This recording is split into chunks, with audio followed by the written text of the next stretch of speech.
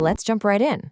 For more than 100 years, the science of how we think, feel, and act has been on this massive quest, a search for its own 2 plus 2 equals 4. A basic, foundational language that everyone in the field can actually agree on. Today, we're going to unpack that epic search and a pretty bold proposed solution.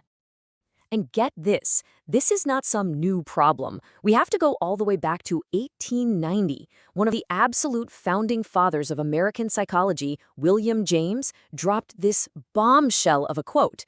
I mean, can you imagine if a top physicist today said physics was just the hope of a science? It's a shocking level of doubt, and it's coming from inside the house. So it forces us to ask this really provocative question, one that frames this whole explainer. What if the very science of us, of human behavior, has been fundamentally broken, or at least deeply fragmented, right from the very beginning? And that comment from William James, yeah, that wasn't just some random off-the-cuff remark. It was basically the opening shot in what would become more than a century of deep discontent among some of the sharpest minds in the field. I mean, just look at this timeline. It's a who's who of thinkers pointing out the same problem over and over again. In the 60s, you've got Thomas Kuhn calling it pre-paradigmatic, which is a fancy way of saying it's not a mature science yet. Then in the 80s, Arthur States just comes out and says it, we're in a crisis of disunity. And this isn't ancient history.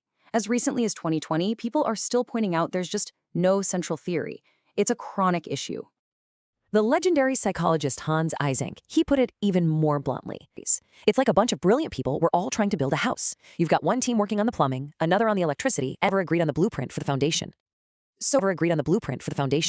If the field is this massive, fragmented puzzle, what exactly is the missing piece? Well, there's a really simple metaphor that just nails it. This right here illustrates the whole problem perfectly. We have all these incredible branches, social psychology, cognitive neuroscience, behavioral economics, the list goes on and on. But have you ever seen a healthy tree that's all branches and no trunk? Of course not. That's been the issue. No solid, common trunk connecting everything back to a single source.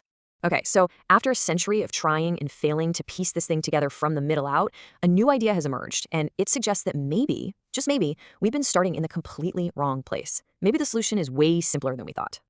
And this is where some good old-fashioned folksy wisdom comes into play. Think about the last time you did a big jigsaw puzzle. You don't just dive into the middle and try to connect 1,000 pieces of blue sky, right? No way. You do what your grandma always told you. You start with the corners. They're easy to find, they give you an immediate structure, a foundation, and then you can start building from there.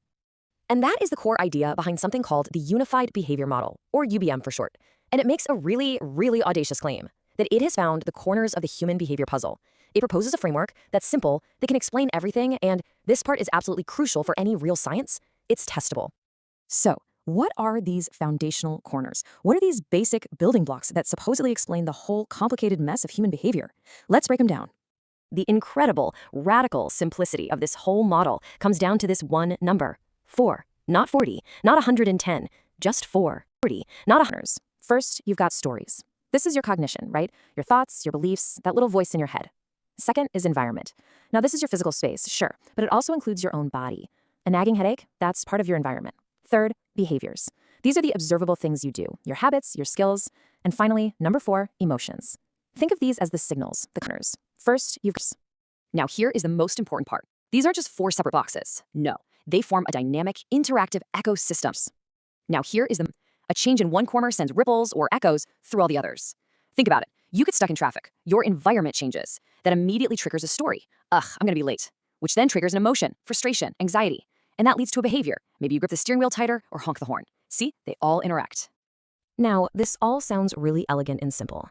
But for any theory to be taken seriously, for it to be actual science, it can't just sound good. It has to be willing to be proven wrong.